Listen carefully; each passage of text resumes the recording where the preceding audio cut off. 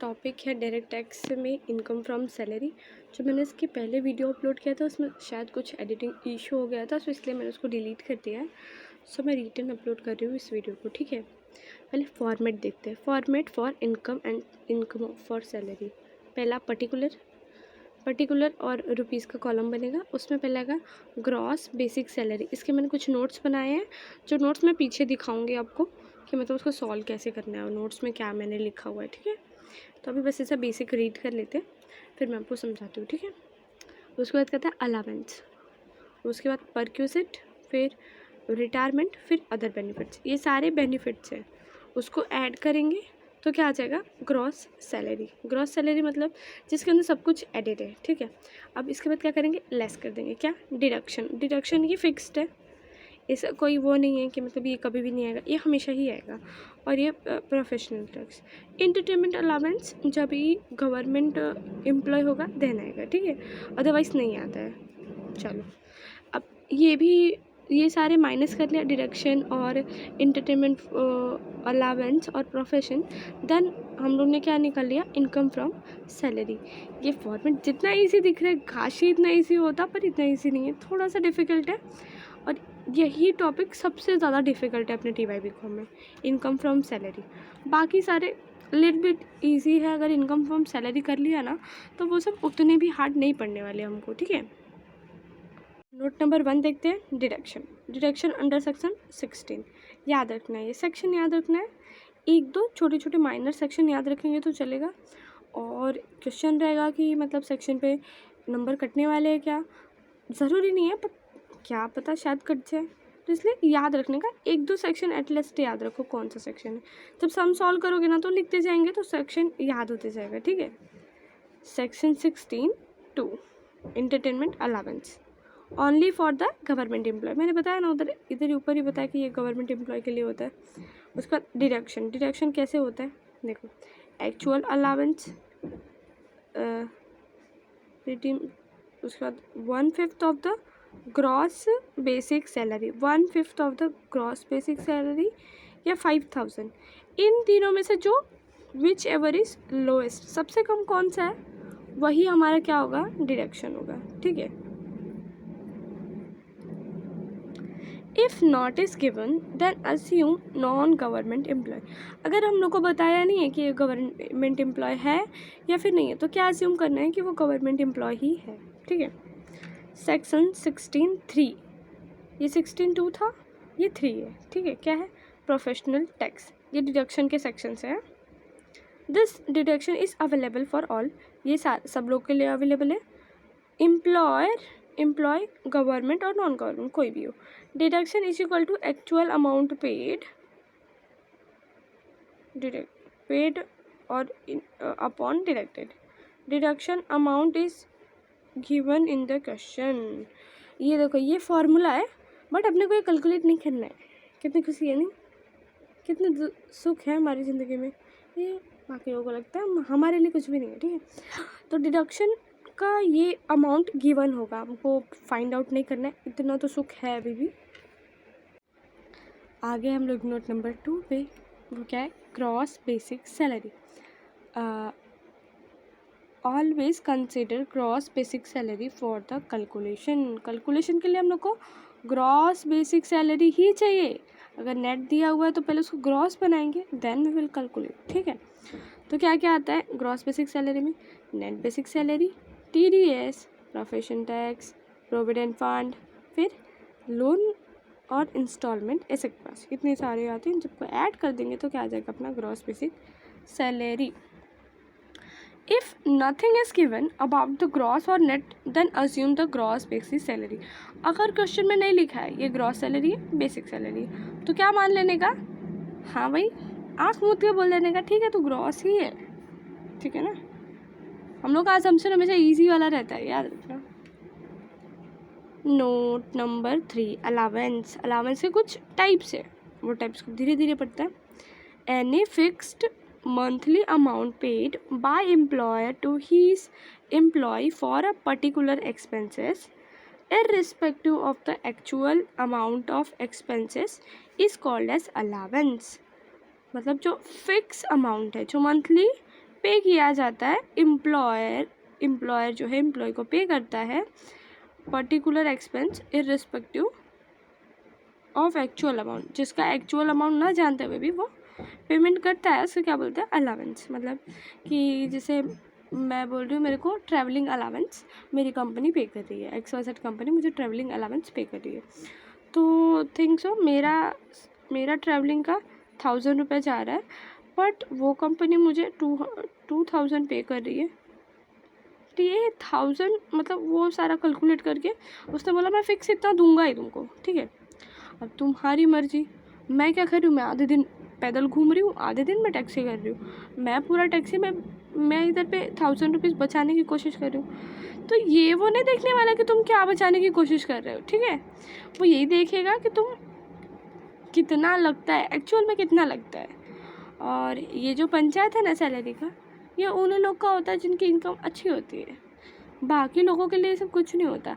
एक होता है इनकम टैक्स थोड़ा सा पे करना होता है, उसमें भी वापस से डिडक्शंस मिल जाता है, तो फिर बहुत कम होता है, ठीक है। तो इनकम अच्छी होनी चाहिए, उसके लिए ये सारा प्रपंच है, ठीक है। तो इतना याद रखना। और अभी ये मत सोचना कि यार उसका तो नहीं होता डिडक्शन, हाँ अभी बीकॉम में हो, अभी तुमको कोई वो नहीं होने वाला, इनकम टैक्स नहीं लग रहा है तुमको, इतना ज़्यादा इनकम अभी हमारा नहीं हुआ है, ठीक है। पर इन फ्यूचर आपको ये बहुत काम आने वाला है, ठीक है। चलो, अलाउंस, रिसीव्ड, जो भी रिसीव्ड हुआ उसमें से स्पेंट माइनस करने का, ठीक है। जो भी रिसीव हुआ उसमें फिक्स्ड लिमिट है, फिक्स लिमिट को माइनस किया। जो भी रिसीव हुआ उसमें एक फार्मूला लगेगा, ठीक है, वो फार्मूला अप्लाई करेंगे। और जो भी रिसीव्ड है वो फुल्ली टैक्सेबल, ठीक है। 4 टाइप्स के अपने अलाउंस होते हैं। तो कौन से अलाउंस किस में आते हैं वो देखते हैं, ठीक है। स्पेंड वाला जिसमें लेस स्पेंड करना होता है, बाकी टैक्सेबल होता है, वो देखते हैं।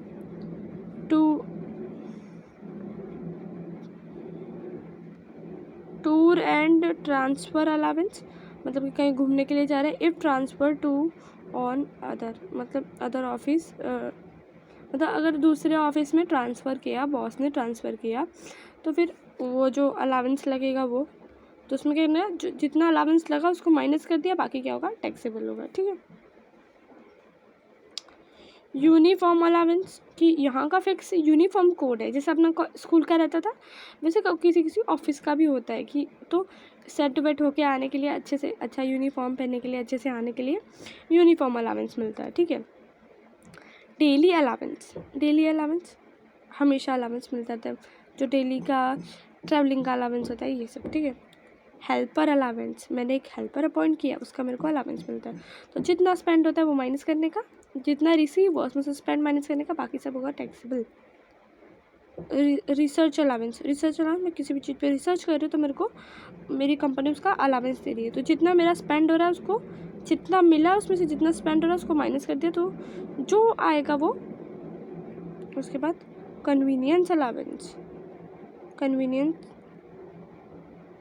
लोकल ट्रैवल के लिए होता है कन्वीनियंस अलाउंस, ठीक है।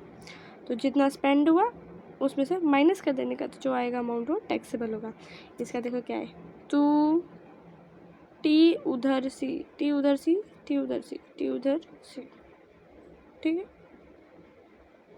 याद रखना, टी उधर सी, टी से होगा tourism and travel, transfer allowance, you से होगा यूनिफॉर्म, डी से होगा डेली, एच से होगा हेल्पर, आर से होगा रिसर्च, सी से होगा कन्वीनियंस, सॉरी मिस प्रोनाउंसिएस हो जाता है कभी कभी।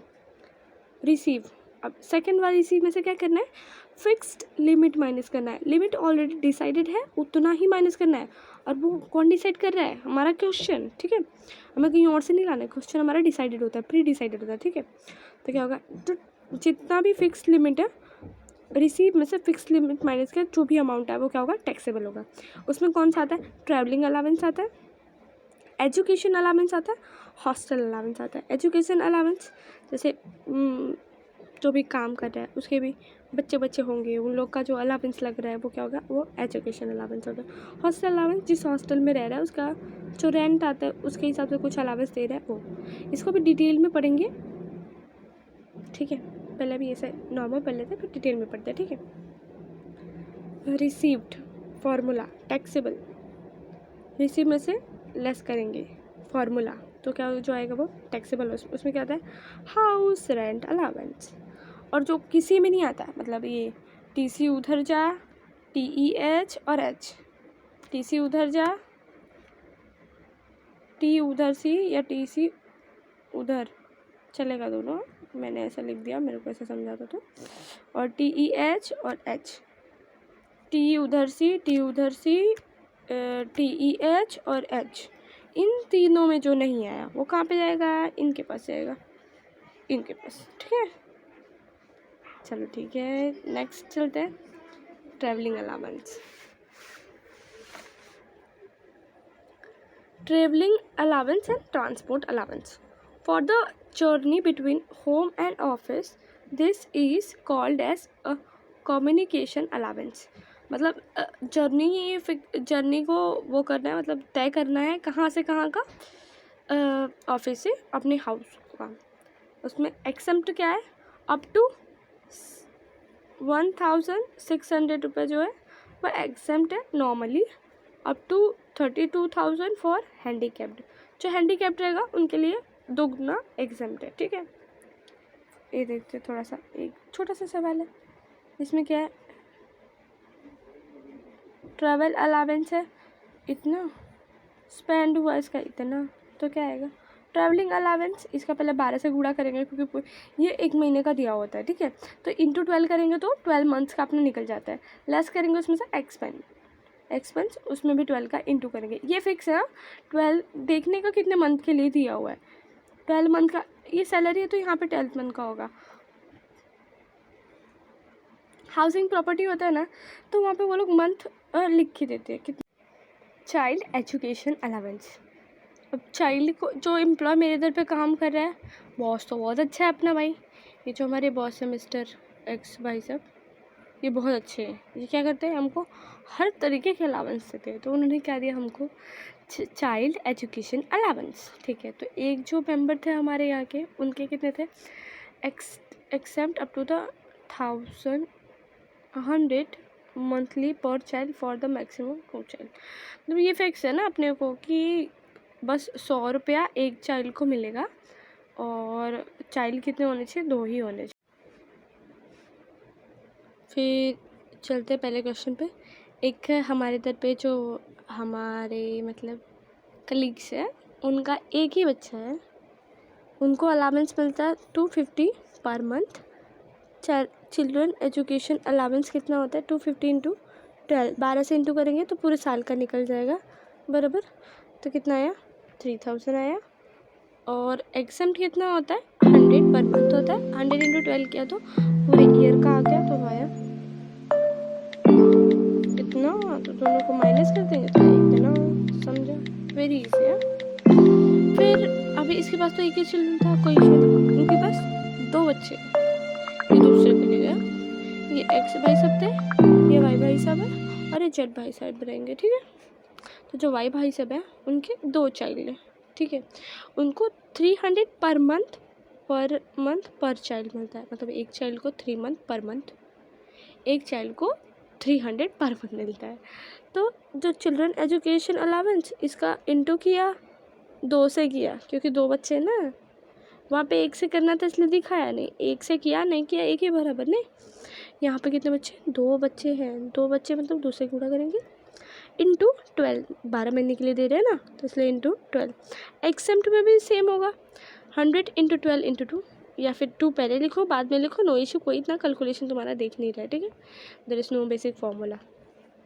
तो क्या आया, 7200, उसमें 2400 माइनस किया तो 4800 आया। तो ये जो होगा ये क्या होगा, टैक्सेबल होगा, ठीक है। अब 5 बच्चे हैं, इनको 600 पर मंथ पर चाइल्ड दे रहा है। जो हमारा बॉस है बहुत दयावान है, बहुत करुणावान है, बहुत अच्छा है, बहुत बहुत बहुत अच्छा। तो क्या दे रहा है, ये 600 रुपये पर मंथ दे रहा है एक बच्चे को, ठीक है। चिल्ड्रन एजुकेशन अलाउंस कितना हुआ, 600 इंटू 5 इंटू 12, 600 इंटू 5 इंटू 12, तो आंसर आया अपना 36,000। उसमें से एग्जाम्पशन मिला हम लोग को। एग्जाम्पशन तो 2 ही का मिलेगा ना। चाहे तुम्हारे पास 500 बच्चे हो कोई फ़र्क नहीं पड़ता। एग्जाम्पशन लॉ के अकॉर्डिंग, इनकम टैक्स के अकॉर्डिंग 2 बच्चों पे ही मिलेगा। सो एग्जाम्पशन एट द एंड 2 बच्चे पे ही हम कैलकुलेट करेंगे। तो कितना आया 2,400, इतना कम। और फिर इतने पे पूरा मुझे टैक्स भरना पड़ेगा। वो टैक्स गवर्नमेंट डिसाइड करेगी, ऐसा नहीं है पूरा ही भरना पड़ेगा। इतने पे टैक्स कटेगा अपना, ऐसा है। हाँ, ये मत सोचना इतना पूरा भर दे तो क्या फ़ायदा हुआ, देख के भी नहीं फ़ायदा होता है, पर पूरा नहीं भरना होता। ये सबसे अहम पे है, इसको बहुत ध्यान से देखना।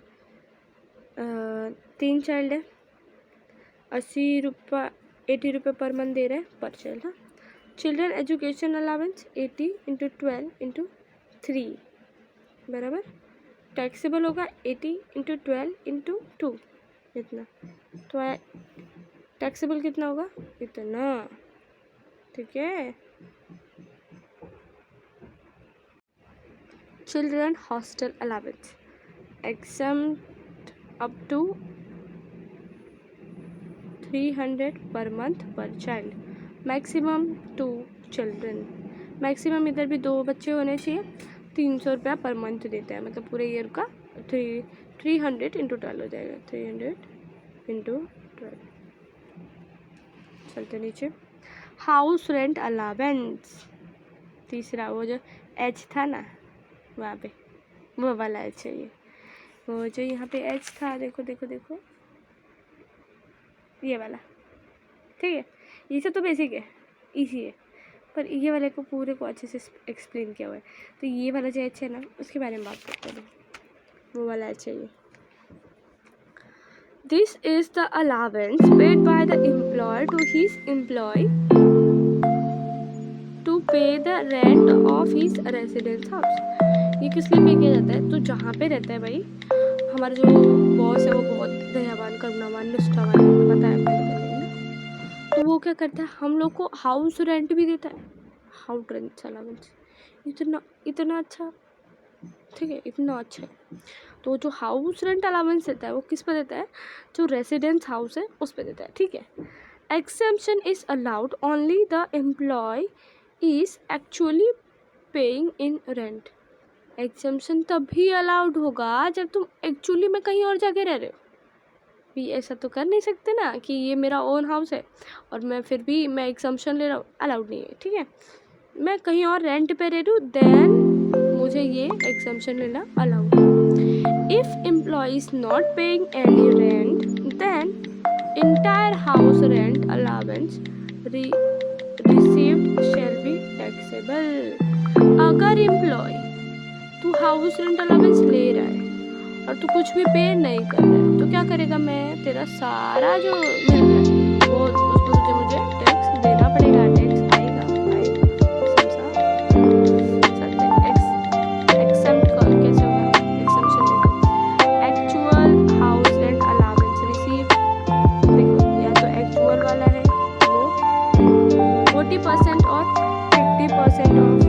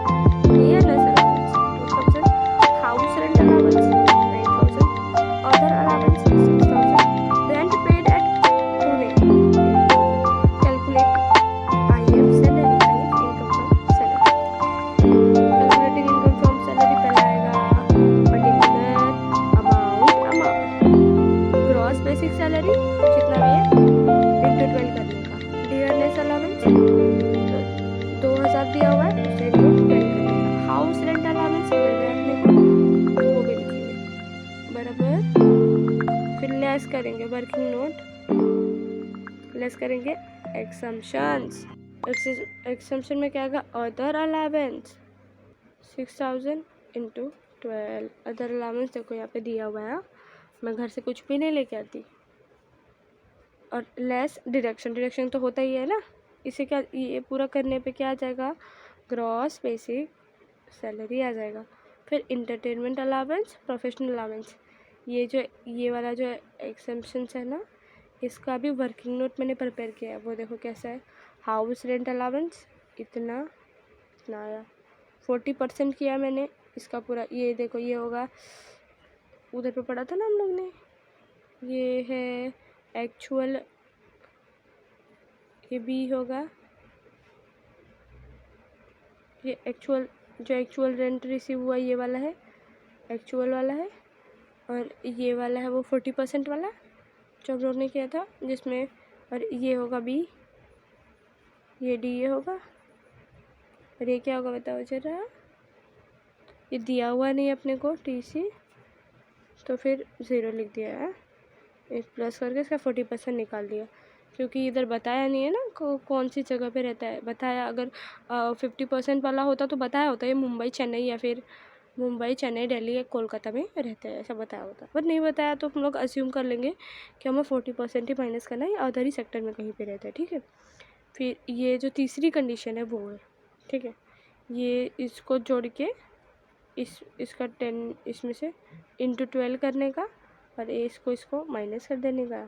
तो अभी देखते कौन सा छोटा है, ये तो बड़ो लगे, ये भी बड़ो लगे, ये छोटा वाला लिख दिया, समझो बहुत इजी है। कभी कभी ऐसा लगता है सवाल करने जाओ तो समझते हैं। Other allowance, all other allowance are fully taxable. Other allowance होता है वो जो फुल्ली टैक्सेबल होता है। Entertainment allowance is fully taxable for all employ.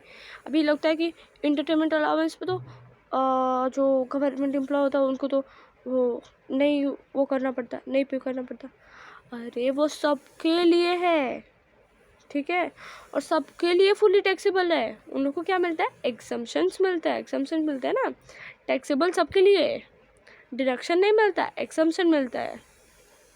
Deduction is allow only government employee. Deduction बस गवर्नमेंट एम्प्लॉय को अलाउड होता है, सबको नहीं होता। इसलिए लोग गवर्नमेंट जॉब के लिए थोड़ा सा बोलते हैं ना, भागा दौड़ी करते हैं, क्योंकि मेरे को पता है जो भी मेरे पास आएगा वो सब मेरा होगा। और यहाँ क्या होता है, जो प्राइवेट सेक्टर होते हैं वहाँ पे भरना पड़ जाता है हम लोग को बहुत कुछ, ठीक है। चलते हैं। सो अलावेंस का पार्ट यहाँ पे ख़त्म होता है। आई होप सो गाइस आपको वीडियो पसंद आती होगी। So like share and subscribe, और नेक्स्ट वीडियो जल्दी से जल्द आ जाएगा, आई प्रॉमिस, क्योंकि मैंने बहुत दिन से वीडियो डाला नहीं है, शायद वेट करे होगे आप लोग, तो मैं भी जल्दी से जल्दी वीडियो डाल दूँगी। थैंक यू फॉर वॉचिंग, और कंटिन्यू देखो, एक वीडियो देख के दूसरा छोड़ दोगे तो कॉन्सेप्ट मिस हो जाएगा, ठीक है। लगातार वीडियोस देखते रहो। और अगर कॉपी करना है, मैं इसकी photos at the end of the video मैं इसकी फ़ोटोज़ स्टिक करने वाली हूँ, तो उसमें से पूरा कॉपी कर लो, ठीक है। और स्किप करके मत देखो, फटाफट भी मत देखो, अच्छे से देखो, अच्छे से तो नोट करके रखो पूरा, ताकि फिर एट दी एंड आपको रिवीजन करने में काम आएगा, ठीक है। ये क्वेश्चन इंपॉर्टेंट है, इसको देख लो, ठीक है। मैं फ़ोटो स्टिक कर दूँगी at the end of video. Thank you for watching.